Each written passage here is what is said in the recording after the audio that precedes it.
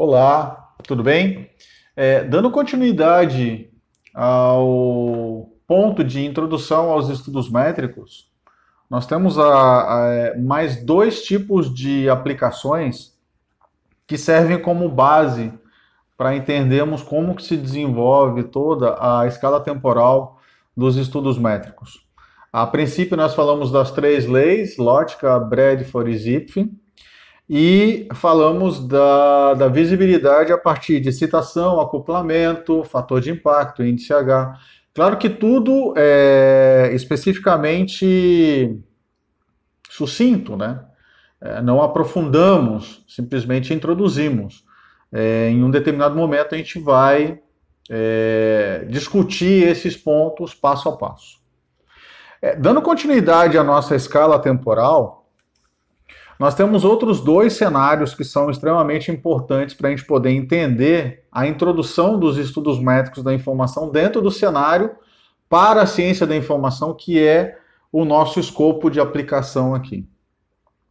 Então, por um lado, nós temos o desenvolvimento de bases de dados, que vai ser culminado a partir da década de 70, principalmente com duas bases de dados, uma delas de indexação e a outra de impacto. A de indexação é a Citation Index.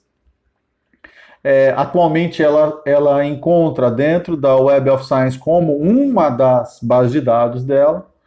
E a Journal Impact Factor, que é o Journal Report, Journal Citation Report, que nós temos atualmente, que foi desenvolvido, ambas bases de dados, por Garfield. Uma delas indexando a informação, no caso, na época, americana, e a outra, especificamente, verificando o impacto da publicação dessas revistas. É curioso que o Journal Citation Report, eles vão criar um índice que se chama fator de impacto das publicações. Então, a partir disso, nós vamos ter as primeiras áreas de conhecimento sendo indexadas lá dentro e tendo impacto, que no caso são as ciências sociais. Visto que esse universo é muito pequeno, essa base de dados, a Web of Science, ela cria uma que é a Social Science Citation Index, que é uma outra base de dados voltada muito mais para ciências sociais aplicadas. E claro, no final da década de 70, eles vão criar a última base de dados que vai complementar o primeiro bloco dessa base de dados, que é a Web of Science. E eles criam a última plataforma, que é a Arts e Humanities Citation Index, que é a terceira base de dados.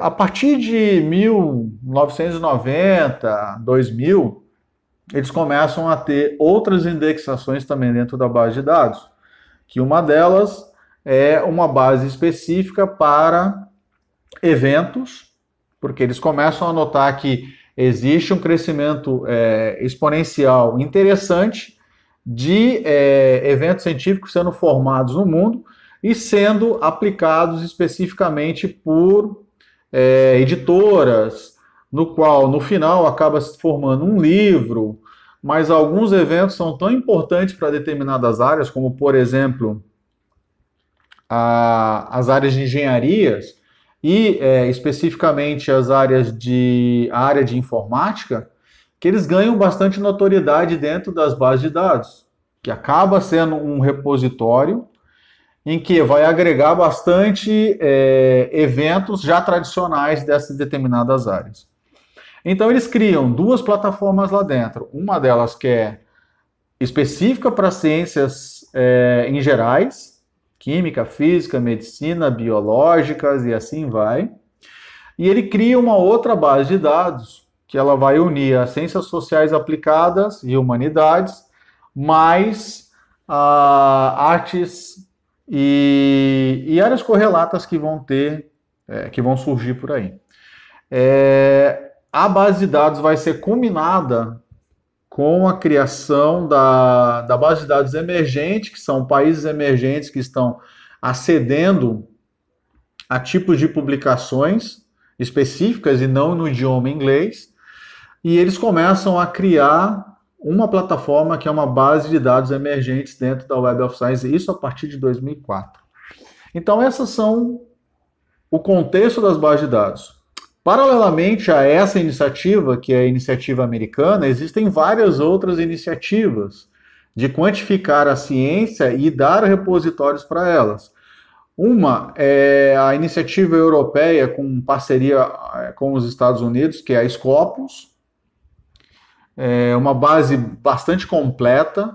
Ela vai ter um destaque porque a Web of Science perde um pouco de cenário depois do 11 de setembro, nos Estados Unidos, e ela ganha bastante status porque ela está agregada a uma base, a uma editora específica, que é o Elsevier. E claro, ela tem vários outros parceiros ali dentro. Outra base de dados com outro viés, que é muito mais um viés social e um viés de open access, é a plataforma Cielo, que a BIREM, que é o órgão responsável no Brasil, vai chamá-la de biblioteca virtual. Mas nada mais é do que uma base de dados. E a base de dados da Cielo, ela vai contemplar revistas de acesso gratuito ou acesso livre. E também vão surgir outras iniciativas nesse cenário, né? Bases de dados especializadas para uma determinada área de conhecimento, repositórios informacionais, catálogos, como por exemplo Redalic, Latindex, Dialnet, que isso lá na frente, quando a gente chegar em base de dados e ranqueamento, a gente pode ter um tópico específico para isso. E o último ponto desse contexto, dessa escala temporal, e que a gente também vai pegar em algumas aulas, desmembrando tipologia por tipologia, são as chamadas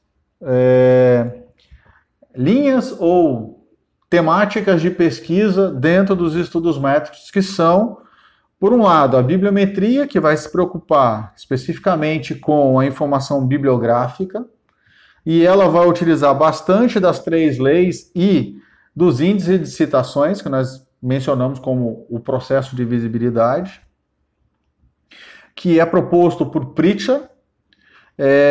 Paralelamente, no mesmo ano, nós temos a Librometrics, que no Brasil a gente fez uma tradução bem simples, como biblioteconometria, que é proposta por Ranganathan, que esse sim vai ter um complemento à bibliometria, não vai estar preocupado somente com a informação bibliográfica, mas também com toda a atividade que se realiza dentro da biblioteca, dentro dessa unidade de informação, ou seja, espaçamento, material que é emprestado, material que é consultado, tipo de material que pode ser adequado para o acervo. Então, tudo isso pode ser feito a partir de métricas. Em paralelo a isso, nós temos a infometria, que vai surgir em 79, que vai estar muito mais preocupada com a recuperação de informação e não muito com o contexto dentro de cada uma dos repositórios ou conteúdos informacionais. O propósito dela é a recuperação da informação, ela tem uma visão muito mais voltada para isso. Paralelamente, a gente tem a sintometria, que vai estar trabalhando muito mais com atividade científica e, nesse momento, atividade tecnológica também. Depois a gente vai ter a patentometria, que vai suprir a parte tecnológica. Mas, a princípio, a gente acreditava que a sintometria poderia fazer as duas pontes.